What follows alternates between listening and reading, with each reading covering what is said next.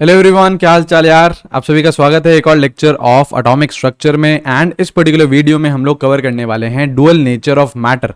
देखिए यार, अब तक हम लोगों ने लाइट के बारे में पढ़ा। आप लोगों को अब यार पता है कि लाइट के दो नेचर होते हैं, वेव नेचर होता है और पार्टिकल नेचर होता है, करेक्ट। उसके बाद हम लोगों ने बोहर मॉडल को डिस्कस करा। आपका पार्टिकल नेचर भी पढ़ा था, लाइट का वेव नेचर भी पढ़ा था। उसके बाद हम लोगों ने बोहर मॉडल को पूरे अच्छी तरीके से डिटेल में डिस्कस किया, राइट।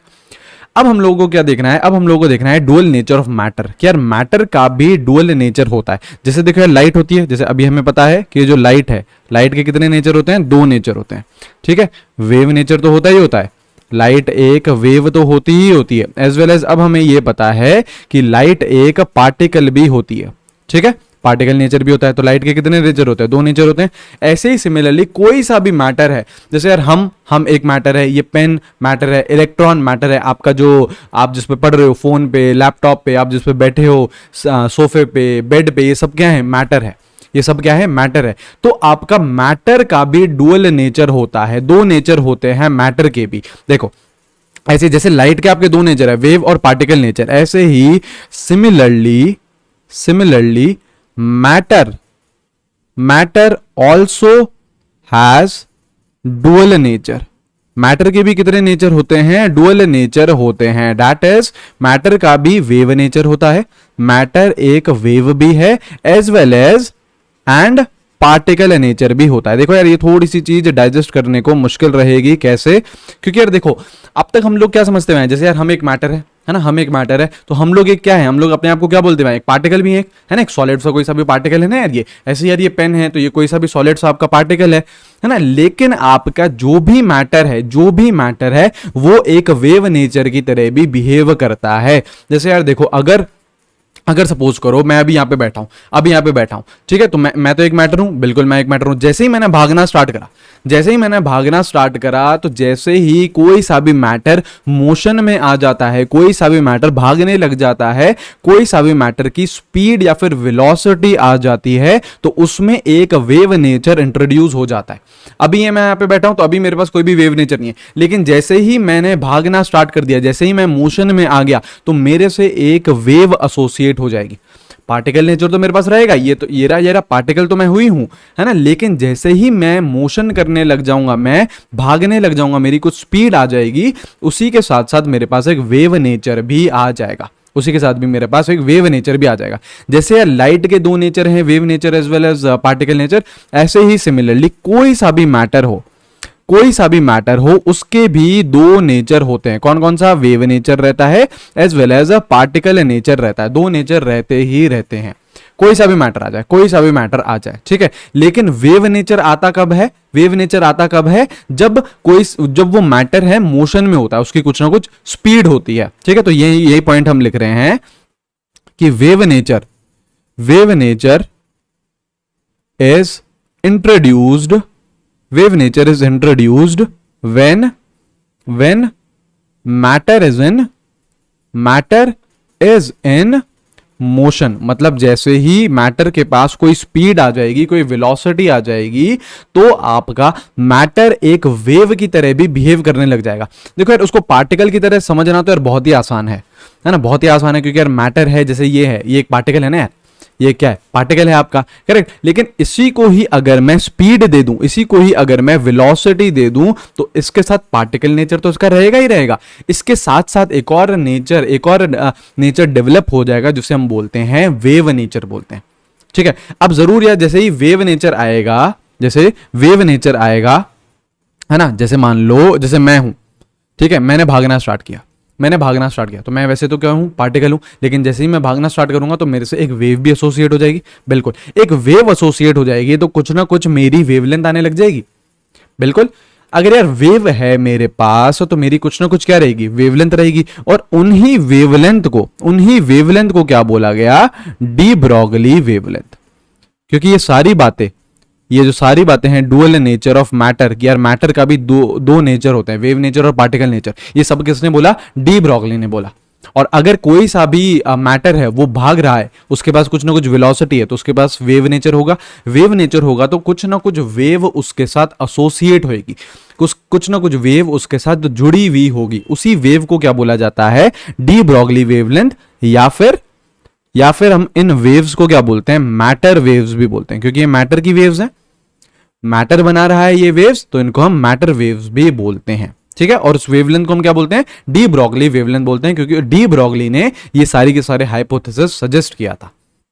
ये जो सारी बातें करी थी कि जो मैटर है उसका भी दो नेचर होंगे, वेव नेचर रहेगा, पार्टिकल नेचर रहेगा, ये सब किसने बात करी थी, ये आपके डी ब्रॉगली भैया ने ही बात करी थी, ठीक है। और वेव नेचर कब आता है, कब आता है, जब कोई सा भी मैटर के पास स्पीड आती है या फिर वेलोसिटी आती है, तो वेव नेचर इंट्रोड्यूस होता है, तो वेव नेचर इंट्रोड्यूस होता है, ठीक है। अब हमको ये डी ब्रॉगली वेवलेंथ निकालनी है। अब डी ब्रॉगली भैया ने कुछ यार अपने एक्सपेरिमेंट करे, उनके एक्सपेरिमेंट के हिसाब से जो किसी भी मैटर की वेवलेंथ आई, जिसे हम लोग क्या बोलते हैं, डी ब्रॉगली वेवलेंथ, लैम्डा से रिप्रेजेंट कर रहे हैं, that is inversely proportional to its momentum, that is inversely proportional to its momentum. और उसको यार जब प्रोपोर्शनैलिटी कांस्टेंट इंट्रोड्यूस करा तो ये क्या आया, h अपॉन p। p क्या है, मोमेंटम है, लैम्डा क्या है, डी ब्रॉगली वेवलेंथ, और h कौन है, h तो हमारे भैया हैं, कौन से, प्लैंक्स भैया के कांस्टेंट है ये, है ना। देखो लैम्डा क्या है, लैम्डा है डी ब्रॉगली वेवलेंथ है, लैम्डा तो डी ब्रॉगली वेवलेंथ है, ठीक है। p क्या है, मोमेंटम, p क्या है, मोमेंटम, तो de Broglie wavelength is inversely proportional to momentum, ये बोला था डी ब्रॉगली ने, ठीक है। Wavelength is inversely proportional to momentum, और h तो क्या है, प्लैंक्स कांस्टेंट, इनकी वैल्यू तो यार हमें पता है, ये भैया पीछे नहीं छोड़ेंगे, ये हमेशा काम आएंगे आपके, ये हमेशा काम आएंगे, करेक्ट है। अच्छा मोमेंटम को और क्या लिख सकते हो, मोमेंटम को और क्या लिख सकते हो, m into V, linear momentum है, ये लीनियर मोमेंटम है, एंगुलर नहीं है, लीनियर मोमेंटम है। तो आप इसको चाहो तो रिप्लेस कर दो, तो जो आपका वेवलेंथ आएगा वो क्या आएगा, h upon m into V, m mass है, v क्या है, वेलोसिटी है, ठीक है। ये आपका आ चुका है एक्सप्रेशन डी ब्रॉगली वेवलेंथ का, एक्सप्रेशन आ चुका है डी ब्रॉगली वेवलेंथ का। डी ब्रॉगली वेवलेंथ क्या है, जब भी कोई मैटर के पास स्पीड होएगी या फिर वेलोसिटी होएगी तो उससे एक वेव नेचर एसोसिएट हो जाएगा, वेव नेचर एसोसिएट हो जाएगा तो उसके पास कुछ ना कुछ वेवलेंथ रहेगी, उसी वेवलेंथ को क्या बोला गया, डी ब्रॉगली वेवलेंथ, उसी वेवलेंथ को क्या बोला गया, डी ब्रॉगली वेवलेंथ, करेक्ट है। क्वेश्चन करते हुए चलेंगे, फील लेते हुए चलेंगे इसके, ना धीरे धीरे देखना, आप लोग बहुत शानदार तरीके से इसके साथ कंफर्टेबल हो जाओगे। पहला क्वेश्चन करते हैं, बोल रहा है calculate wavelength of a car of mass 2000 kg moving with speed of 50 metre पर सेकेंड। चलिए ये है निकालो, बड़ा आसान है यार, कुछ नहीं है, सिंपल एप्लीकेशन ऑफ फॉर्मूला है ना। इस क्वेश्चन से हम कुछ और चीज सीखेंगे, फॉर्मूला तो आप लोग अप्लाई कर सकते हो बिल्कुल। क्या पूछ रहा है, वेवलेंथ पूछ रहा है ना, lambda equals to h upon M V, यही तो है। मास आपको दे रखा है कितना, 2000 kg, वेलोसिटी कितनी दे रखी है, 50 मीटर पर सेकेंड, बहुत अच्छी बात है ना। ये 2000 kg, h की वैल्यू हमें पता है कितनी, 6.626 इंटू 10 टू द पावर -34, सही है। ये सारी चीजें हमें पता है, वैल्यू तो डालनी है, डाल दो यार। देखना है ना, अभी कुछ और चीज सिखाना चाह रहे हैं यहाँ से, है ना। देखो lambda equals to 6.626 into 10 to the power -34 upon mass कितना है, 2000 है, वेलोसिटी कितनी है, 50 है। तो सॉल्व करना, 6.626 into 10 to the power -34 upon, देखो नीचे कितना आ रहा है, ये 2 इंटू 5 10 आ जाएगा, और 1 2 3 4 उधर से 0 और 10 का 1 0, तो कितना बन रहा है, 10 टू द पावर 5 आ रहा है। सॉल्व कर लेना, आ जाएगा, है ना। इसको सॉल्व करोगे तो कितना आएगा, 6.626 इंटू 10 टू द पावर, ऊपर चले जाएगा तो -34 -5 कितना हो जाएगा, -39 मीटर। ये आ रहा है आपका वेवलेंथ, अरे बाप रे। चलो वेवलेंथ तो निकल गया, बिल्कुल निकल गया। इस वेवलेंथ को जरा घूरो भैया, है ना, इस वेवलेंथ को भैया जरा घूरो। इस वेवलेंथ को अगर आप घूरोगे, वो होता है ना एक कार्टून में एकदम ऐसे तो थॉट आ जाता है, एक क्लाउड बन जाता है, तो वो ही यहाँ पे थॉट मैं लिख रहा हूं, है ना। आपको इस घूरने के बाद इसको कुछ थॉट आना चाहिए। जो वैल्यू है ये वेवलेंथ की, वो है 6.626 into 10 to the power -39, which is very very very small, बहुत ज्यादा छोटी है यार। एंगस्ट्रॉम कितना होता है, -10 होता है, 10 टू द पावर -10 होता है। पिकोमीटर कितना होता है, 10 टू द पावर -12 होता है। नैनोमीटर कितना होता है, 10 टू द पावर -9 होता है। लेकिन ये तो भैया -39 है, 10 टू द पावर -39 कितना कितना कितना छोटा है यार। It is very very very small, बहुत छोटा आ रहा है, ये बहुत छोटा आ रहा है। तो यार हमारे पास अभी साइंस ने इतनी तरक्की नहीं करी है कि हम लोग यार इतनी छोटी वेवलेंथ निकाल पाए। हम लोग इतनी छोटी वेवलेंथ निकाल पाए, हम लोग ऐसे मेजर ही नहीं कर सकते। हम लोग इतनी छोटी वेवलेंथ मेजर ही नहीं कर सकते हैं, है ना। तो हमारे लिए तो ये क्या हो गई, इनसिग्निफिकेंट हो गई। इतनी छोटी वेवलेंथ आप मेजर ही नहीं कर सकते हो यार। साइंटिफिक आपके पास इतने एपरेटस ही नहीं है कि आप इतनी छोटी वेवलेंथ मेजर कर सको। तो हमारे लिए तो ये की चीज क्या हो गई, इनसिग्निफिकेंट हो गई। तो बेसिकली क्या होता है, जब आपका जो भी पार्टिकल है उसका मास जितना ज्यादा होता है, जैसे देखो यहाँ पे कितना है 2000 केजी मास है, तो मास जितना ज्यादा छोटा होगा आपकी जो वेवलेंथ है ना, वो मास जितना ज्यादा बड़ा होगा, सुनो मास जितना ज्यादा बड़ा होगा, यहाँ पे कितना है 2000 केजी है, वेवलेंथ आपकी उतनी ही छोटी होती जाएगी, उतनी ही इनसिग्निफिकेंट होती जाएगी। इसको मैं क्या बोल सकता हूँ, इनसिग्निफिकेंट बोल सकता हूँ ना यार, क्योंकि इतनी छोटी है कि यार मैं उसे मेजर ही नहीं कर सकता। तो it is almost insignificant for me. क्यों, क्योंकि मास बहुत ज्यादा है, 2000 केजी मास है, 2000 केजी मास है ना। तो अगर मास इतना ज्यादा है तो वेवलेंथ बहुत छोटी आएगी, बहुत छोटी आएगी। अब आप लोग सोच रहे हो कि भैया ये तो आपने 2000 केजी ले लिया, मास बहुत ही ज्यादा ले लिया आपने, तो वेवलेंथ इतनी आ गई। तो मेरे शेरों, मैं आपको दूसरा भी एग्जांपल यहीं पे बता देता हूं। देखो, देखना यहाँ पे, देखो, है ना, यहाँ पे देखो। सपोज करो आपने वेलोसिटी तो यही ले ला, वेलोसिटी तो ये ले लो 50, है ना। हम लोग कोई छोटा बच्चा ले लेते हैं, ह्यूमन की वेवलेंथ निकाल के दिखाते थे, है ना। छोटा सा बच्चा ले लेते हैं, कोई छोटा बच्चा ले लिया हमने, सपोज करो 20 केजी का, है ना। उठा लिया किसका, फर्स्ट सेकंड क्लास का बच्चा ले लिया, कितना केजी है, 20 केजी है। चलो इसकी वेवलेंथ निकाल के दिखा दें हम लोग, बिल्कुल।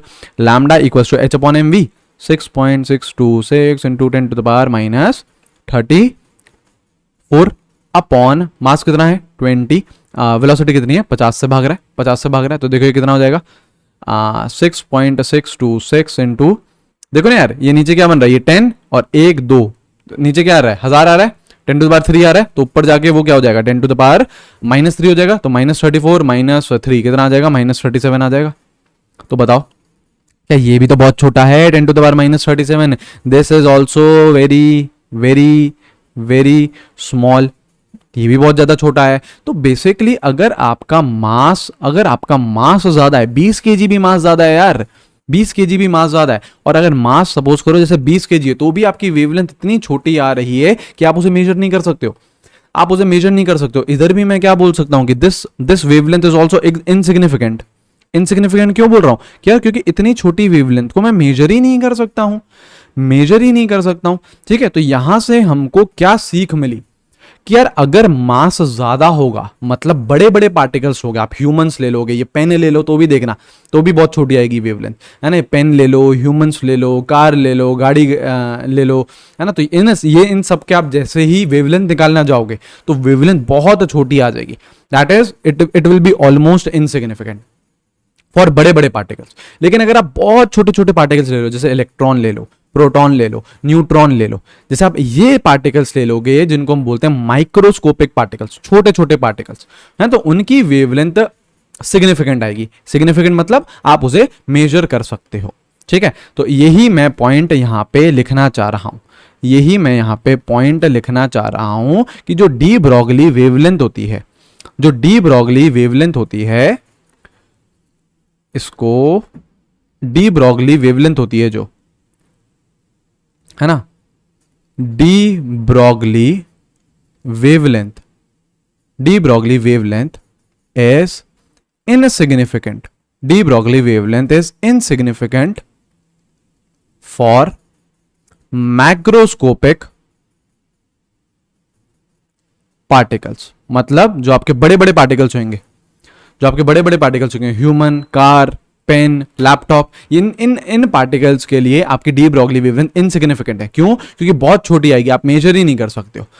और जो डी ब्रॉगली वेवलेंथ है, D Broglie wavelength is significant, D Broglie wavelength is significant for microscopic, is significant for microscopic particles. मैं आपको क्लियर कर देता हूं, मैक्रो और माइक्रोस्कोपिक पार्टिकल्स क्या होते हैं? जो आपके मैक्रोस्कोपिक हैं, बोले तो जो बड़े बड़े पार्टिकल्स हैं, जैसे इसके एग्जांपल्स हम लोग लिखना चाहें तो आपके ह्यूमंस हो गए, ठीक है, आपकी कार हो गई, ठीक है, आपके कुछ भी हो गया, लैपटॉप हो गया, एक्सेट्रा लिख दो, एक्सेट्रा लिख दो, है ना। तो ये बड़े बड़े पार्टिकल्स के लिए डी ब्रॉगली वेवलेंथ इनसिग्निफिकेंट है, क्योंकि वो बहुत छोटी आती है, आप मेजर नहीं कर सकते हो। लेकिन अगर कोई आपके जो पार्टिकल्स माइक्रोस्कोपिक है, मतलब बहुत छोटे छोटे, बहुत छोटे छोटे छोटे पार्टिकल, जैसे आपके इलेक्ट्रॉन है, प्रोटॉन है, न्यूट्रॉन है, एक्सेट्रा, इन पार्टिकल्स के लिए डी ब्रॉगली वेवलेंथ सिग्निफिकेंट होती है, मतलब ठीक ठाक बड़ी आती है, जिसे आप मेजर कर सकते हो, जैसे आप मेजर कर सकते हो। लेकिन अगर मैक्रोस्कोपिक पार्टिकल है, मतलब बड़े बड़े पार्टिकल्स हैं, है ना, उनके लिए डी ब्रॉगली वेवलेंथ का कोई भी सिग्निफिकेंस नहीं है, कोई भी सिग्निफिकेंस नहीं है। ये चीज क्लियर है, ठीक है। तो इस क्वेश्चन से हम लोग ये समझे, देखो आपने कार ले रखी थी, मास बहुत ज्यादा था, तो जो वेवलेंथ आई वो क्या आई? बहुत छोटी आई, बहुत इनसिग्निफिकेंट है, हम उसे मेजर नहीं कर सकते, ठीक है। ये चीज सही है।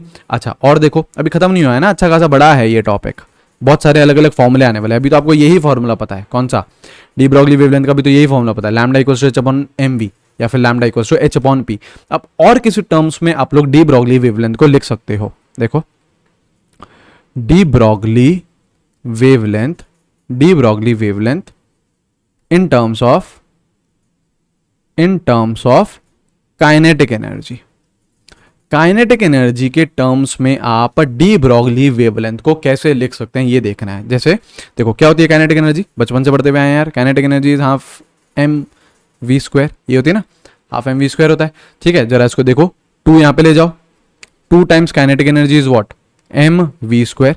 क्या करो, दोनों साइड एम से मल्टीप्लाई कर दो, तो 2 M K E equals to M square V square, सही है ना। दोनों साइड क्या करा, एम से मल्टीप्लाई कर दिया। अब अंडर रूट ले लो यार, इसे अंडर रूट ले लोगे तो यहां पे आ रहा है अंडर रूट 2 एम के ई, रूट ले लिया हमने, और यहां पे क्या आ जाएगा? एम वी आ जाएगा, करेक्ट है, रूट ले लिया दोनों साइड। अब अभी अभी हम पढ़ के हुए आए हैं, जो डी ब्रॉगली वेवलेंथ होती है वो क्या होती है?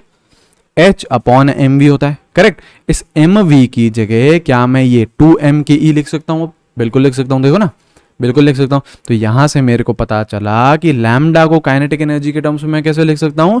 Lambda equals to H upon 2 M K E का अंडर रूट। ये क्या आ चुका है? ये एक्सप्रेशन आ चुका है डी ब्रॉगली वेवलेंथ का in terms of kinetic energy, in terms of kinetic energy. H तो प्लैंक्स कांस्टेंट है, एम क्या है?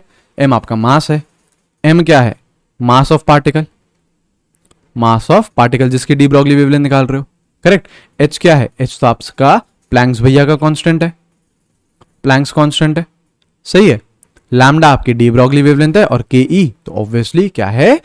काइनेटिक एनर्जी है, काइनेटिक एनर्जी है। बताओ जरा, आसान है, आसान है ना डेरिवेशन पे, डेरिवेशन तो 2 सेकंड का डेरिवेशन था यार, है ना। ये कोई डेरिवेशन होते हैं क्या? है फटाफट बस आपने काइनेटिक एनर्जी लिखा, उसका फॉर्मूला लिखा, आपने एम वी क्रिएट करा जैसे तैसे करके, और एम वी की जगह आपने 2 एम अंडर रूट के ही डाल दिया, है ना, 2 एम के ही अंडर रूट डाल दिया। ये रहा बस आपका आ गया आंसर, करेक्ट, सही है। अब देखो यार, इसमें आपसे कैसे सवाल पूछे जाते हैं, है ना, इसमें आपसे कुछ बढ़िया क्वेश्चन करवाता हूं मैं, इसमें मैं आपको कुछ बढ़िया क्वेश्चन करवाता हूं, ठीक है। फिर इसी फॉर्मूले को, काइनेटिक एनर्जी वाले फॉर्मूले को दूसरे तरीके से भी देखेंगे, सारी चीजें कवर करेंगे। देखो बहुत ध्यान से देखो, पहला क्वेश्चन देखो, बोल रहा है calculate the ratio, calculate the ratio of wavelength, calculate the ratio of wavelength of alpha particle to proton, alpha particle to proton, if ratio of their kinetic energy is 1:4, 1:4। चलो भैया करिए, आराम से करो, आराम से करो, सोचो सोचो सोचो सोचो, उसके बाद दिमाग लगाओ, उसके बाद दिमाग लगाओ, आराम से सोचो। आपको रेशियो पूछ रहा है वेवलेंथ का, किस किस की? अल्फा पार्टिकल की वेवलेंथ और प्रोटॉन की वेवलेंथ का रेशियो पूछ रहा है, और काइनेटिक एनर्जी का रेशियो उसने दे रखा है। तो काइनेटिक एनर्जी वाला फॉर्मूला लगा दो पहले। तो क्या था formula? Lambda equals to H upon 2 M K E, यही है ना फॉर्मूला, इसका अंडर रूट, यही है ना फॉर्मूला, यही फॉर्मूला आपको यूज करना है। करो यार जरा, सोचो कैसे करोगे। जैसे आपको वेवलेंथ निकालनी है किसकी, अल्फा पार्टिकल की, तो आप इसे कैसे लिखोगे, h upon 2 mass of alpha particle into kinetic energy of alpha particle का अंडर रूट, यही लिखोगे ना, ये तो लिखोगे h upon 2 mass of alpha, mass किसका लोगे, अल्फा का ही लोगे ना, जब वेवलेंथ आप अल्फा की निकाल रहे हो तो मास भी आप अल्फा की लोगे, काइनेटिक एनर्जी भी आप अल्फा की लोगे, करेक्ट। अच्छा, वेवलेंथ ऑफ प्रोटॉन ये कितना हो जाएगा, h upon 2 mass of proton kinetic energy of proton का अंडर रूट, यही है, यही कर रहा है। अब इन दोनों का रेशियो निकालना है, wavelength of alpha upon wavelength of proton का रेशियो निकालना है, तो क्या करना है, डिवाइड करना है मेरे शेरों, डिवाइड कर दो ना यार, रेशियो बोल रहे तो डिवाइड कर दो। ये देखो h और ये h तो कैंसिल हो जाएगा, ये √2 और ये √2 भी कैंसिल हो जाएगा, और ये क्या करेगा, ये ऊपर जाएगा, ये क्या करेगा, ये ऊपर जाएगा, तो देखो lambda alpha upon lambda proton, देखो क्या बन रहा है, ये अंडर रूट आ जाएगा पूरे में, बिल्कुल। देखो ऊपर क्या आ रहा है, मास of proton kinetic energy of proton upon mass of alpha kinetic energy of alpha, यही आ रहा है ना, ध्यान से देख लो यार, ध्यान से देख लो, यहां तक साथ में है। देखो h और √2 तो कैंसिल हो गया, ऊपर चले जाएगा, ये वाली टर्म ऊपर चले जाएगी, तो ऊपर आ जाएगा mass of proton into kinetic energy of proton upon mass of alpha into kinetic energy of alpha, सही है, ये चीज सही है, ठीक है। अब जरा देखो आप अल्फा पार्टिकल को घूरो, अब आपको पता है अल्फा पार्टिकल क्या होता है, बिल्कुल पता है, क्या होता है, डबली चार्ज्ड हीलियम एटम, ये होता है ना अल्फा पार्टिकल, बिल्कुल। इसका मास कितना है, अच्छा चलो पहले प्रोटॉन भी लिख दो, अभी देखना, प्रोटॉन भी लिख दो। प्रोटॉन का रिप्रेजेंटेशन मैंने आपको बताया है, कैसे लिखते हो, ऐसे लिखते हो प्रोटॉन का रिप्रेजेंटेशन, बिल्कुल। ये जो ऊपर लिखा हुआ होता है ना, ये होता है इसका मास, कितना मास है इसका, 4 क्या, AMU एटॉमिक मास यूनिट, ठीक है। इसका कितना है मास, 1 क्या, 1 AMU, ये इनके मासेस हो गए, ये इनके मास हो गए, सही है। तो मतलब आपका मास ऑफ अल्फा पार्टिकल कितना हो गया, 4 AMU, मास ऑफ प्रोटॉन कितना हो गया, 1 AMU, करेक्ट। तो मास का तो हमारे पास रेशियो आ जाएगा, अगर आपसे पूछे मास of proton upon mass of alpha particle का रेशियो देखो, तो प्रोटॉन का कितना मास है, 1 AMU, और अल्फा पार्टिकल का कितना है, 4, तो 1/4 है। मतलब ये देखो ना, ये मास of proton upon mass of alpha, ये 1/4 हो गया, बिल्कुल।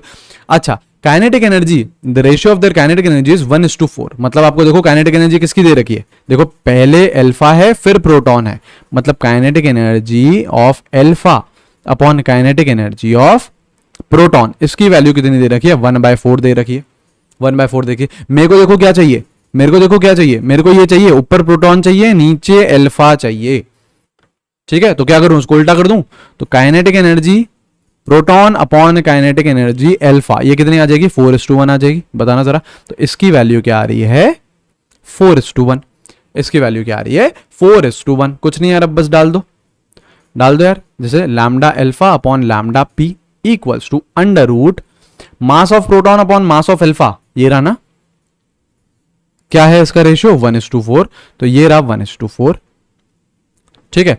अच्छा, into kinetic energy of proton upon kinetic energy of alpha, ये रहा देखो, kinetic energy of proton upon kinetic energy of alpha, ये क्या है, 4:1, तो इनटू 4:1, सही है। अब काटापीटी कर दो, तो ये तो बढ़िया आ गया आंसर यार, √1 विच इज व्हाट 1, तो ये आपका आ चुका है आंसर, ये आपका आ चुका है आंसर, बताइए। बहुत आसान है यार, अगर आप लोग बेसिक्स से समझोगे ना चीजों को तो बिल्कुल भी मुश्किल नहीं है।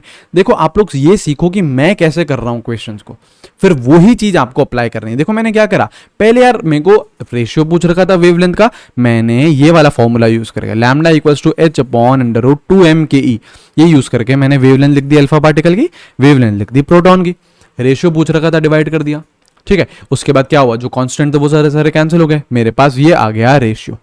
फिर मैंने यार अल्फा पार्टिकल को लिखा कि यार ये होता है अल्फा पार्टिकल, ये होता है प्रोटॉन, इन दोनों के मासेस देखे मैंने, इन दोनों के मासेस देखे, ये रहे यार मासेस, ठीक है। अब इनका रेशियो निकाल दिया, काइनेटिक एनर्जी का रेशियो दे रखा था, काटापीटी करी, सॉल्विंग करी, आंसर तक पहुंच गया। अगर स्टेप बाय स्टेप चलोगे ना आप लोग, तो आप लोग आंसर तक पहुंचोगे। डायरेक्टली करने की कोशिश करोगे ना कि नहीं यार हम तो डायरेक्टली कर लेते हैं, हम तो यार दिमाग में ही कर लेते हैं, हम तो रेशियो ऐसे ही निकाल लेंगे, तो भैया फिर आपकी सिली मिस्टेक होने लग जाएंगी, फिर आपका कॉन्फिडेंस बिल्डअप नहीं होएगा, ठीक है। तो आप लोग कोशिश करिए स्टेप बाय स्टेप चलो, आराम से स्टेप बाय स्टेप चलो, कोई जल्दी नहीं है यार, कोई जल्दी नहीं है, ठीक है। चलिए ठीक है, चलो स्टार्ट करते हैं। यहां तक हम लोगों ने काइनेटिक एनर्जी तक का देख लिया, डी ब्रॉगली वेवलेंथ कैसे निकालते हैं। अब देखो यार, काइनेटिक एनर्जी को भी आप डिफरेंट डिफरेंट फॉर्म्स में निकाल सकते हो। काइनेटिक एनर्जी को भी आप डिफरेंट डिफरेंट फॉर्म्स में निकाल सकते हो, लिख सकते हो। जैसे देखो अगर कोई सा भी चार्ज्ड पार्टिकल है, अगर जैसे कोई सा भी चार्ज पार्टिकल है, सपोज करो ये रहा आपका कोई सा भी चार्ज पार्टिकल Q है, ठीक है, इसको आपने एक वोल्टेज दिया सपोज करो V, और ये सपोज करो इधर भागने लग गया। मतलब कोई सा भी चार्ज पार्टिकल है Q, उसको आप लोगों ने वोल्टेज लगाया, V वोल्टेज लगाया, ठीक है, और वो रन करने लग गया, उसके पास क्या आ गई, वेलोसिटी आ गई कुछ। तो आप लोग इस केस में काइनेटिक एनर्जी कैसे निकाल सकते हो पता है? काइनेटिक एनर्जी निकाल सकते हो, kinetic energy is product of charge into voltage. जितनी आप चार्ज था और कितने वोल्टेज से आपने उस चार्ज पार्टिकल को भगाया, तो ऐसे आप उसकी काइनेटिक एनर्जी निकाल सकते हो। ये कब पढ़ते हो यार? ये अगेन यार 12th में जब इलेक्ट्रोस्टैटिक्स पढ़ते हो फिजिक्स में, उधर आती हैं ये सारी चीजें, ठीक है। लेकिन मैं अभी आपको हल्की फुल्की चीजें बताते हुए चल रहा हूँ, ठीक है। एक यार आपके साइंटिस्ट थे डेविसन और जर्मर, उनका एक एक्सपेरिमेंट होता है, डेविसन और जर्मर एक्सपेरिमेंट होता है। जैसे उस एक्सपेरिमेंट को तो हमको नहीं पढ़ना है, लेकिन हल्की फुल्की बातें उससे जैसे सीख लो, ऐसे रहता था। क्या था ये? उनका कुछ सेटअप था, डिस्चार्ज ट्यूब थी, ठीक है। उन्होंने अगेन ये दो ली इलेक्ट्रोड्स ली और आप लोगों के बैटरी से कनेक्ट कर दिया, ठीक है, बैटरी से ये कनेक्ट कर दिया, ठीक है। इसकी वोल्टेज क्या हो गई? इसकी वोल्टेज आपने सपोज करो V ले ली, इसकी वोल्टेज आपने V ले ली। तो देखो ये छोटा डंडा क्या होता है? Negative and. ये बड़ा डंडा क्या होता है? Positive and. तो ये आ जाता है आपका पॉजिटिव, ये आ जाता है आपका नेगेटिव। तो बेसिकली इलेक्ट्रॉन ऐसे मूव करने लग गया था, इलेक्ट्रॉन एक ऐसे मूव करने लग गया था इनके एक्सपेरिमेंट में। कौन सा? ये डेविसन और जर्मर एक्सपेरिमेंट, ठीक है। अब ध्यान से देखें तो इलेक्ट्रॉन भी क्या है? चार्ज पार्टिकल है ना यार। इलेक्ट्रॉन भी क्या है? चार्ज पार्टिकल है, ठीक है। और उसको आपने कितने वोल्टेज से भगा रहे हो? V वोल्टेज से भगा रहे हो, तो इसकी भी कुछ ना कुछ काइनेटिक एनर्जी रहेगी। काइनेटिक एनर्जी जनरली आप कैसे निकाल सकते हो? Q अगर कोई चार्ज पार्टिकल है V वोल्टेज से भाग रहा है, तो QV is what? Kinetic energy. अब आपका चार्ज पार्टिकल क्या है? इलेक्ट्रॉन है। अब आपका चार्ज पार्टिकल क्या है? इलेक्ट्रॉन है। तो चार्ज ऑन इलेक्ट्रॉन क्या होता है?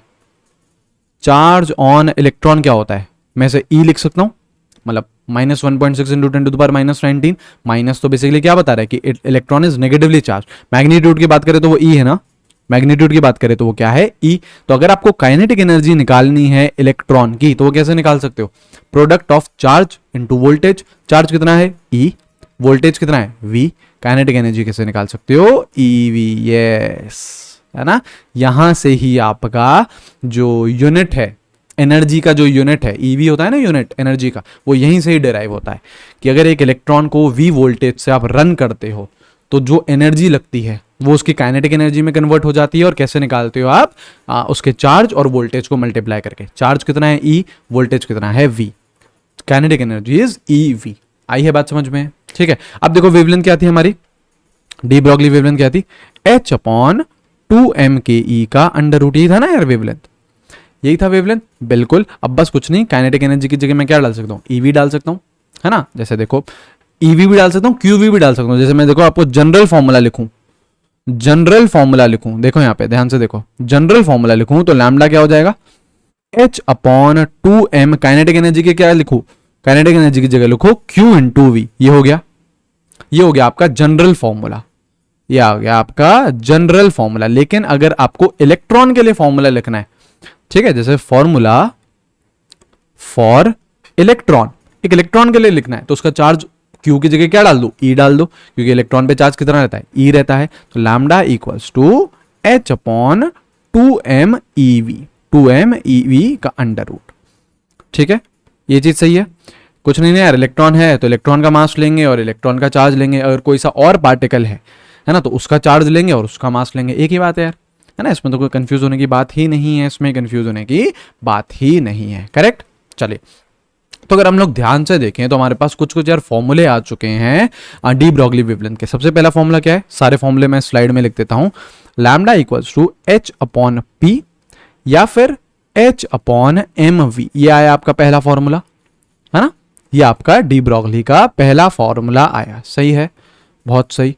दूसरा फॉर्मूला क्या था? काइनेटिक एनर्जी के टर्म्स में था, लैम्डा इक्वल्स टू H/2m/e का अंडर रूट, H/2m/e का अंडर रूट। ये आया यार आपका दूसरा फॉर्मूला, ये आया आपका दूसरा फॉर्मूला। और क्या था, काइनेटिक एनर्जी को क्या लिख सकते हो, QV लिख सकते हो।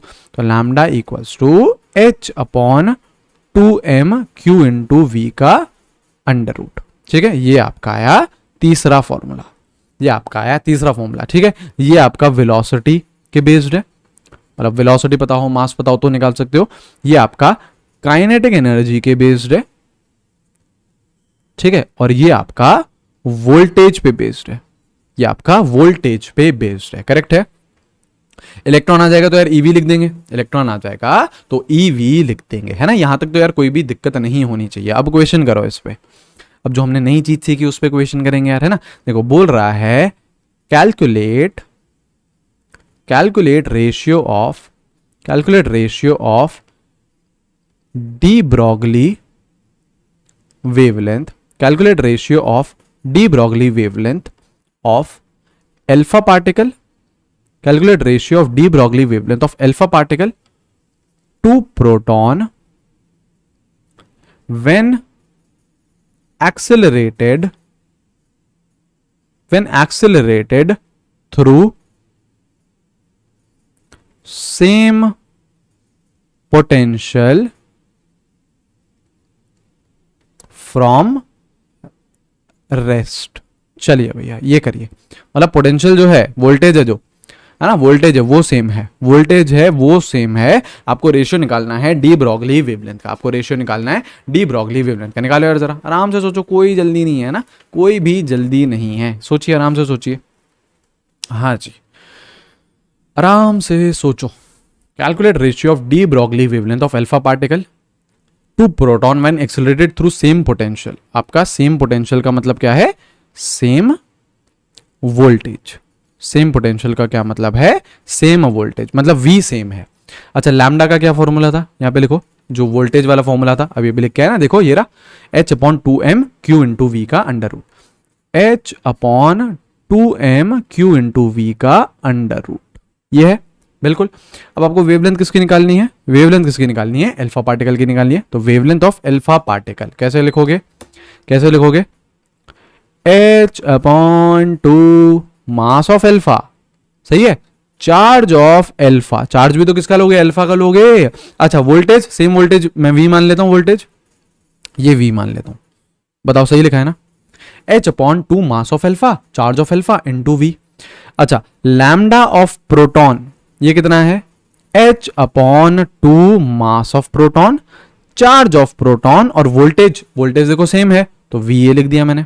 देखो यार सही करा है ना, जरा बताओ, कोई गलती हो तो बताओ। गलती नहीं है, कोई गलती नहीं है। देखो यार कुछ नहीं, मास ऑफ एल्फा लिख दिया, चार्ज ऑफ एल्फा लिख दिया, मास ऑफ प्रोटॉन लिख दिया, चार्ज ऑफ प्रोटॉन लिख दिया, वोल्टेज दोनों का सेम था तो दोनों का सेम रहने दिया। अब क्या कर दो, डिवाइड कर दो, रेशियो पूछ रहा है ना, डिवाइड कर दो, काटो, काटा, ये भी काटा, ये भी काटा, और इसको क्या कर दो, ऊपर ले जाओ, इसको क्या कर दो, ऊपर ले जाओ, सही है।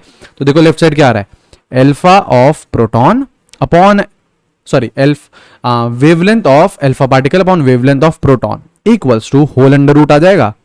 बिल्कुल, ये क्या आ जाएगा, mass of proton, charge of proton. देखो ये V भी कैंसिल हो जाएगा, है ना, सेम पोटेंशियल है ना, तो ये भी कैंसिल हो गया, upon mass of alpha into charge of alpha. सही है, यहां तक तो चीजें क्लियर हैं, बिल्कुल क्लियर हैं। अब बस यार कुछ नहीं, मास और चार्जेस देखने, हमको मास और चार्जेस देखने। आ जाओ यार, यहाँ पे देखो, घूरो, है ना, ये आपको अब लिखना आना चाहिए। वीडियो पॉज करो और अल्फा पार्टिकल का मास और चार्ज लिखो, लिखो चार्ज। जैसे देखो, अल्फा पार्टिकल क्या होता है, डबली चार्ज हीलियम एटम, या फिर इसे हम हीलियम न्यूक्लियस भी बोलते हैं। तो इसका मास कितना है, 4, मास कितना है 4 AMU, मास कितना है 4 AMU। ठीक है, प्रोटॉन 1 तो ये है ना, ये ऊपर ऊपर, तो मास कितना है इसका 1 AMU। तो मासेस तो हमने प्रीवियस क्वेश्चन में भी देख लिए थे, है ना। तो ये आप मास ले लो डब्बे में, ये आप मास ले लो डब्बे में। ठीक है, मास तो इंपॉर्टेंट है, पर वो हमने प्रीवियस क्वेश्चन में भी सीख लिया था। यहाँ पे चार्ज है यार इंपॉर्टेंट, यहाँ पे चार्ज है इंपॉर्टेंट। तो यहाँ पे अगर हम देखें तो चार्जेस कैसे निकलेंगे, आपका जो हीलियम पार्टिकल है उस पे चार्ज कितना है, +2। +2 क्या, यही तो सीखना है हमको। +2 क्या, आपका जो भी चार्ज पार्टिकल होता है, मैंने आपको क्या बताया है कि charge is quantized Q equals to N into E, ये होता है। जैसे अगर Na+ है तो इस पे कितना चार्ज है, +E है, मैग्नीशियम +2 है, इस पे कितना चार्ज है, +2e है। आपका क्लोरीन माइनस, वैसे पे कितना चार्ज है, -e है। ऑक्साइड है, किसका चार्ज है, -2 × e है। मतलब हमेशा जो भी चार्ज पार्टिकल रहता है वो इंटीग्रल मल्टीपल होता है e के। मतलब e आपका स्मॉलेस्ट पार्टिकल है, स्मॉलेस्ट चार्ज है, उससे आप छोटा चार्ज नहीं देख सकते हो। और हमेशा 1e, 2e, 3e, 4e, -1e, -2e, -3, -4e ऐसे आएगा। ऐसे नहीं आएगा -1.7e, ये नहीं आएगा, +1.3e, ये नहीं आएगा। ठीक है, हमेशा क्या रहेगा आपका इंटीग्रल मल्टीपल रहेगा e का। तो यहां पे देखो कितना चार्ज है, +2 है ना। तो चार्ज कितना है इस पे, +2e, इतना चार्ज है। और प्रोटॉन पे हमें चार्ज पता है कितना होता है, +e। इलेक्ट्रॉन के बराबर ही होता है ना मैग्नीट्यूड में, तो बस क्या रहता है, पॉजिटिवली चार्ज रहता है। तो ये क्या हो गए आपके चार्जेस हो गए, ये क्या हो गए आपके चार्जेस हो गए। अब देखो यार कुछ नहीं, अब क्या निकालना है आपको, देखो मास of proton upon mass of alpha निकालना है। तो यहां से निकाल लो यार रेशियो, देखो देखो मास of proton upon mass of alpha. Proton का मास कितना है 1 AMU, अल्फा का कितना है 4। तो ये रेशियो आ गया, बताओ जरा, ये रेशियो आ गया, ये सही है बिल्कुल। अब जरा चार्ज का देखो, charge of proton upon charge of alpha, charge of proton upon charge of alpha. Proton पे चार्ज कितना है e, अल्फा पे कितना है 2e, e से e काटेंगे तो क्या आ जाएगा 1/2। सही है ना। बस बहुत आसान होता है यार, जो दे रखा है ना अगर वो हम लिख लें तो उसके बाद तो भैया हम आंसर तक पहुंच चुके हैं, आंसर तक पहुंच चुके हैं। अब देखो मास of alpha upon sorry mass of proton upon mass of alpha, इसका देखो क्या है, ये 1/4 है, 1/4 है। देखो 1/4 वैल्यू डाली, बहुत सही। अच्छा mass sorry charge of proton upon charge of alpha, इसकी वैल्यू कितनी है 1/2 × 1/2। सॉल्व कर लो, ये कितना आना है 1/8 का अंडर रूट आ रहा है, तो ये क्या आ जाएगा, उसको सॉल्व करोगे तो आएगा 1/2√2, 1/2√2। ये हो चुका है आपका आंसर। मैं वापस रिपीट कर रहा हूं, ध्यान यहां लगाइएगा, आराम से समझ में आ जाएगा। जो भी देखो आपको बोल रखा था सेम वोल्टेज, वोल्टेज वाला था चीजें, तो मैंने वोल्टेज का फॉर्मूला इधर सबसे ऊपर लिख दिया। फिर मैंने वेवलेंथ निकाल दी अल्फा की, मैंने वेवलेंथ निकाल दी प्रोटॉन की। ठीक है, वोल्टेज मैंने सेम मानते हुए चला, वी मानते हुए चल गया। ठीक है, मैंने डिवाइड करके देखा तो मेरे को मास का रेशियो चाहिए प्रोटॉन अपॉन अल्फा का, मेरे को चार्ज का रेशियो चाहिए प्रोटॉन अपॉन अल्फा का। मैंने अब अल्फा पार्टिकल को और प्रोटॉन को ऑब्जर्व किया, मासेस मुझे पता है 4 AMU और 1 AMU। चार्जेस मैंने देखे तो अल्फा पार्टिकल पे +2e चार्ज है, प्रोटॉन पे 1e चार्ज होता है। मैंने दोनों के क्या निकाल दिए, मैंने दोनों के रेशियोज निकाल दिए और यहाँ पे रेशियो में डाल दिया, तो आप मेरे पास आंसर आ गया 1/2√2। बहुत आसान है यार, है ना। लेकिन अगेन मैं रिपीट करूंगा, डायरेक्ट करने की कोशिश करोगे ना तो डिफिकल्ट लगेंगी चीजें, तो डिफिकल्ट लगेंगी। लेकिन अगर स्टेप बाय स्टेप मेरे साथ साथ चलोगे तो फिर तो देखो, फिर तो कोई दिक्कत ही नहीं है, कोई दिक्कत ही नहीं है। ठीक है, चलो ये मैंने आपको समझाया वापस। ये क्या है बेसिकली, चार्जेस क्वांटाइज्ड, ये हमने पहले भी बात कर रखी है, एक बार वापस से बात कर ली है। सही है, ये चीज क्लियर है। अच्छा अब एक नोट डालो भैया, अब एक नोट डालो, अब एक नोट डालो। ठीक है, आपको पता है वेवलेंथ क्या होती है, वेवलेंथ क्या होती है, अगर हम लोग वोल्टेज के टर्म्स में देखें तो H/2m/q × v, ऐसे निकाल सकते हो आप, बिल्कुल निकाल सकते हो। अब अगर हम बात करें फॉर एन इलेक्ट्रॉन, अगर मैं इलेक्ट्रॉन के लिए इस फॉर्मूले को लिखना चाहूं तो मैं क्या लिख सकता हूं, लैम्डा = H/2m, इलेक्ट्रॉन पे चार्ज कितना E और वोल्टेज तो V मानते हुए चल रहे हैं, यही हो जाएगा ना इलेक्ट्रॉन के लिए फॉर्मूला। बिल्कुल, इलेक्ट्रॉन के लिए मास कितना होगा, फिक्स्ड है ना यार, इलेक्ट्रॉन का मास की वैल्यू फिक्स्ड है, कितनी 9.1 × 10⁻−31 kg। E की वैल्यू फिक्स्ड है, कितनी 1.6 × 10⁻19 कूलम। मैग्नीट्यूड से मतलब है, मैग्नीट्यूड से मतलब है। H की वैल्यू फिक्स्ड होती है, हमेशा ही फिक्स्ड होती है, 6.626 × 10⁻34। सही है, जूल सेकंड, जूल सेकंड। ध्यान से देखो, ध्यान से देखो, तो ये H कांस्टेंट, ये 2 constant, M constant, E constant. Variable कौन है, वोल्टेज, कि कितनी वोल्टेज से आप इलेक्ट्रॉन को भगा रहे हो, यही तो वेरिएबल है। तो आप सब जब कांस्टेंट की वैल्यू आप डालते हो तो यहां पे अब एक आ रही है ट्रिक।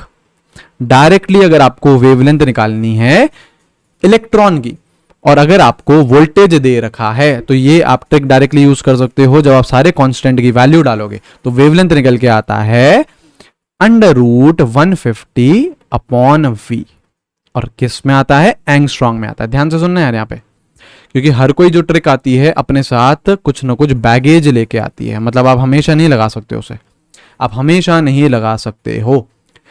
जो ये फॉर्मूला आ रहा है, जो ये ट्रिक आई है, क्या, lambda equals to under root of 150 upon V, ये आप कब लगा सकते हो, ओनली वैलिड फॉर इलेक्ट्रॉन, सिर्फ और सिर्फ किसके लिए वैलिड है, इलेक्ट्रॉन के लिए। क्यों, क्योंकि यहाँ पे जो मास डाला है किसका डाला है, इलेक्ट्रॉन का डाला है। यहाँ पे जो चार्ज डाला है किसका डाला है, इलेक्ट्रॉन का डाला है ना। तो जब चार्ज और मास इलेक्ट्रॉन का डाला है तो उसी से ही आपका ये 150 कांस्टेंट आया, उसी से ही 150 कांस्टेंट आया है। तो this is valid only for electron. किसी अल्फा पार्टिकल के लिए मत लगा लेना, किसी और के लिए नहीं लगेगा, ये प्रोटॉन के लिए मत लगा लेना, सिर्फ और सिर्फ किसके लिए, इलेक्ट्रॉन के लिए। आगे ये बात समझ में। और V क्या है, V तो वोल्टेज है। इस V को कई बार आपको स्टॉपिंग पोटेंशियल भी बोला जाता है, इस V को कई बार स्टॉपिंग पोटेंशियल भी बोला जाता है ना। स्टॉपिंग पोटेंशियल या फिर सिंपली आप इसे वोल्टेज बोल दो, एक ही बात है।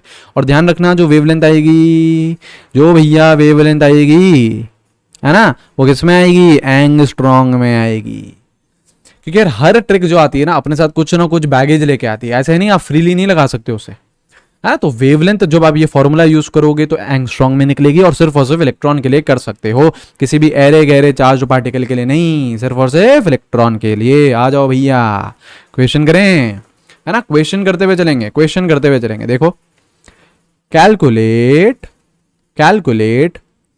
D Broglie wavelength, calculate d Broglie wavelength of an electron which is accelerated from rest through a potential of 1.5 volt. चलो, वोल्टेज दे रखी है आपको, वोल्टेज दे रखी है। आपसे क्या पूछ रहा है, डी ब्रॉगली वेवलेंथ पूछ रहा है, डी ब्रॉगली वेवलेंथ पूछ रहा है। किसकी पूछ रहा है, इलेक्ट्रॉन की पूछ रहा है। अरे भैया, अब ये फॉर्मूला लगा सकते हैं, बिल्कुल लगा सकते हैं, क्योंकि इलेक्ट्रॉन के लिए तो एप्लीकेबल है ना, इलेक्ट्रॉन के लिए एप्लीकेबल है ये। Lambda equals to under root 150 upon V, किस में आएगी वेवलेंथ, एंगस्ट्रॉन्ग में। सही है, तो wavelength equals to under root 150 upon V. V कितना दे रखा है, 1.5 दे रखा है, क्वेश्चन में दे रखा है ना, एंगस्ट्रॉन्ग। अब भैया से सॉल्व कर लो यार। देखो, इसे काटोगे तो ये क्या आएगा, lambda equals to under root 100 angstrom. तो इसको सॉल्व करोगे तो वेवलेंथ कितना आ रहा है, 10 एंगस्ट्रॉन्ग आ रहा है। आंसर आ गया है, आंसर आ गया है ना। तो ये जबरदस्त ट्रिक है, ये जो ट्रिक है ये है जबरदस्त। लेकिन आपका ये ट्रिक आप कब लगा सकते हो, केवल और केवल इलेक्ट्रॉन के लिए लगा सकते हो। और जो वेवलेंथ आएगी वो किसमें आएगी, एंगस्ट्रॉन्ग में आएगी। जो वेवलेंथ आएगी वो किसमें आएगी, एंगस्ट्रॉन्ग में आएगी। यहां तक चीजें क्लियर हैं, कोई भी डाउट नहीं है, टेंशन नहीं लो है ना। अभी तो हम लोग केवल स्टार्ट हुए हैं। इसके बाद जैसे मैं आपको हाइजेनबर्ग अनसर्टेनिटी प्रिंसिपल बताऊंगा, फिर वो भी पढ़ाने के बाद मैं आपको डी ब्रॉगली और हाइजेनबर्ग के दोनों के मिक्स्ड क्वेश्चन आपको करवाऊंगा, दोनों के मिक्स्ड क्वेश्चन आपको करवाऊंगा। ठीक है, चलो एक इस नोट लिख लेते हैं और इस पर्टिकुलर वीडियो को फिर हम लोग एंड करते हैं। इस पर्टिकुलर वीडियो को हम लोग एंड करते हैं। देखो यार, क्या होता है जैसे यार ये है आपका न्यूक्लियस। अब यार हमें पता है कि कोई सा भी मैटर हो, कोई सा भी मैटर आज, उसका क्या रहता है, डुअल नेचर रहता है। जैसे इलेक्ट्रॉन है, अब तक हमें क्या पता था, इस वीडियो के पहले तक हमें क्या पता था कि electron is an particle, electron एक पार्टिकल है, हमें ये पता था। लेकिन आज हमें ये पता है कि इलेक्ट्रॉन एक वेव भी है। In fact every matter in this universe, आप, मैं, ये आपका पेन, गाड़ी, घोड़े, कुछ भी है ना, ये सब के सब क्या हैं, ये सब के सब क्या हैं, पार्टिकल तो हैं ही, एज वेल एज वेव भी हैं, तो इलेक्ट्रॉन भी एक वेव है, इलेक्ट्रॉन एक पार्टिकल भी है। तो ये रहा यार, सपोज करो आपका कोई सा भी शेल, ये रहा आपका कोई सा भी शेल या फिर ऑर्बिट है, और यहां पे यार ये आपका इलेक्ट्रॉन प्रेजेंट है। तो इलेक्ट्रॉन क्या कर रहा है, रिवॉल्व कर रहा है। इस शेल में क्या कर रहा है, रिवॉल्व कर रहा है। ऐसे शेल में अगर रिवॉल्व कर रहा है तो उसकी कुछ ना कुछ क्या रहेगी, वेलोसिटी रहेगी, स्पीड रहेगी। तो उसके पास क्या रहेगा, एक वेव नेचर भी रहेगा। तो वो बेसिकली एक ऐसी वेव भी ऐसे चल रही है, उसके साथ साथ इलेक्ट्रॉन के साथ साथ ऐसे वेव भी चल रही है। अब हमेशा इस वेव को क्या होना है, इन फेज होना है। इन फेज का मतलब क्या है, देखो ये जैसे मैंने यहां से स्टार्ट करी थी, देखो मैंने यहां से एंड किया और यहीं पे ही मैंने आके वेव खत्म करी। हमेशा उस इलेक्ट्रॉन को, जो उसके साथ जो वेव बन रही है, उसको उस वेव को हमेशा क्या होना है, इन फेज होना है, इन फेज होना है।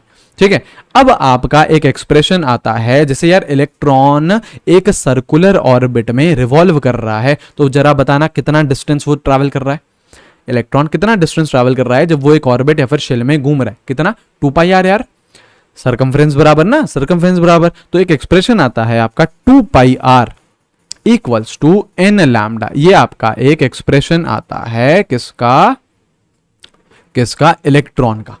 ठीक है, अब यहां पे देखो यार कितनी वेव्स हैं, आपको ये कैलकुलेट करना आना चाहिए वेव्स, कितनी वेव्स हैं। देखो यहां से इसने स्टार्ट हुआ, यहां से मूव करा, एक बार यहां पे काटा इसने, तो ये एक वेव हो गई, फिर ये मूव करा, फिर इसने यहां पे काटा, ये दूसरी वेव हो गई, फिर ये मूव करा और फिर इसने वापस यहां पे काटा, तो ये कितनी वेव्स हो गई, 3 वेव्स हो गई। तो यहां पे वेव लैम्डा कितना है, 3 है, वेव्स कितनी है, 3 है, तो आपका जो शेल नंबर होगा ना, यहाँ पे शेल नंबर वो भी कितना होगा, 3 ही होगा। अगर शेल नंबर 3 नहीं होगा ना तो वो इन फेज नहीं आएगा, मतलब वो बराबर अच्छे तरीके से कटेगा नहीं। जैसे देखो ऐसे होगा, जैसे अगर आपका ऐसे होगा, गड़बड़ हो जाएगी। जैसे देखो ये स्टार्ट हुआ, यहां से स्टार्ट हुआ, ऐसे ऐसे आ जाएगा, मतलब ये आउट ऑफ फेज हो गया, जहां से स्टार्ट हुआ वहीं पे ही खत्म नहीं हो रहा है, तो ये चीज गड़बड़ है, ये चीज कभी नहीं होती है। तो मतलब जितनी वेवलेंथ रहेगी ना उतना ही क्या रहेगा आपका ऑर्बिट नंबर, उतना ही क्या रहेगा, ऑर्बिट नंबर रहेगा। तभी तो यार वो देखो डिस्टेंस कितना ट्रैवल करेगा, 2 pi are, 2 pi are travel कर रहा है ना, और वो कितने में करेगा, हमेशा एन लैम्डा में। जैसे सपोज करो ऐसा कुछ है, जैसे सपोज करो ऐसा कुछ है कि यार आपका ये रहा इलेक्ट्रॉन, इसने यहां पे चलना स्टार्ट करा, ये रहा ऐसे ऐसे कुछ। अब बताना जरा कितनी वेव्स हैं यहां पे, कितनी वेव्स है, देखो देखो यहां से इसने चलना स्टार्ट किया, ये एक बार काटा तो ये एक वेव है, फिर ये ऐसे घूम के आया, फिर ये इसने वापस यहां पे काटा, तो कितनी वेव्स हैं, 2 वेव्स हैं। ठीक है, तो यहां पे n कितना है, 2 है। जितनी भैया वेव्स रहेंगी ना उतना ही आपका ऑर्बिट नंबर होना पड़ेगा, तभी तो जितना वो डिस्टेंस ट्रैवल कर रहा है 2 pi r it equals to n lambda, मतलब 1 लैम्डा, 2 लैम्डा, 3 लैम्डा, 4 लैम्डा, ऐसे आएगा। कभी भी ये नहीं आएगा कि 1.3 लैम्डा, 1.7 लैम्डा, ऐसे नहीं आएगा। हमेशा जो आपकी वेव रहती है वो क्या रहती है, इन फेज रहती है। हमेशा जो वेव रहती है वो क्या रहती है, इन फेज रहती है। अब देखो यार इसमें बहुत बहुत आसान टाइप के यार सवाल पूछे जाते हैं। जैसे देखो ये बोल रहा है, ये बोल रहा है find number of waves made by electron in one complete revolution in third orbit. Third orbit मतलब एक कंप्लीट रिवॉल्यूशन मार रहा है इलेक्ट्रॉन, और उसमें बताना है आपको कितनी वेव्स बनाएगा, वो कितनी वेव्स बनाएगा, कौन से ऑर्बिट में, थर्ड ऑर्बिट में। तो हमें पता है यार जितना ऑर्बिट नंबर होता है ना, देखो ऑर्बिट नंबर कितना था, 3, तो वेव्स कितनी थी, 3 थी। या फिर इसको उल्टा कैसे बोल सकते हो, जितनी वेव्स हैं उतना ही ऑर्बिट नंबर है ना, दोनों बातें सही हैं। तो ऑर्बिट नंबर कितना है, 3, तो आपकी जो वेव नंबर ऑफ वेव्स रहेंगी वो भी कितनी रहेंगी, 3 ही रहेगी, वो भी कितनी रहेगी, 3। ऐसा उसको करना पड़ता है क्योंकि उसको इन फेज रहना पड़ता है। जितना आपका ऑर्बिट नंबर रहेगा उतना ही आपकी नंबर ऑफ वेव्स रहेंगी, नंबर ऑफ वेव्स भी उतनी ही रहने वाली है। ठीक है, तो यहाँ पे आपका डी ब्रॉगली वेवलेंथ खत्म होता है। अब नेक्स्ट वीडियो में हम लोग पढ़ेंगे हाइजेनबर्ग अनसर्टेनिटी प्रिंसिपल। ये जैसे जो भी हम चीजें पढ़ रहे हैं ना अभी, जैसे अभी हम लोगों ने बोहर मॉडल के वो नहीं पढ़े हैं, ड्रॉबैक्स नहीं पढ़े, तो ये सारे के सारे मेजर ड्रॉबैक्स ही हैं बोहर मॉडल के। मैं समझाऊंगा आगे जाके। जो आपका हाइड्रोजन स्पेक्ट्रम था ये ड्रॉबैक है बोहर का, जो आपका डी ब्रॉगली वेवलेंथ है ये ड्रॉबैक है बोहर का। इसके बाद हम हाइजेनबर्ग अनसर्टेनिटी प्रिंसिपल पढ़ेंगे, वो भी ड्रॉबैक है बोहर का। ठीक है, क्लियर है? तो चलो यार इस पर्टिकुलर वीडियो को इतना ही रोकते हैं। Thank you very much for watching. ऐसे ही जोर और शोर से पढ़ते रहो, हम लोग मिलेंगे हमारे नेक्स्ट वीडियो में। Till then take care everyone, have a great day, see you guys, bye bye.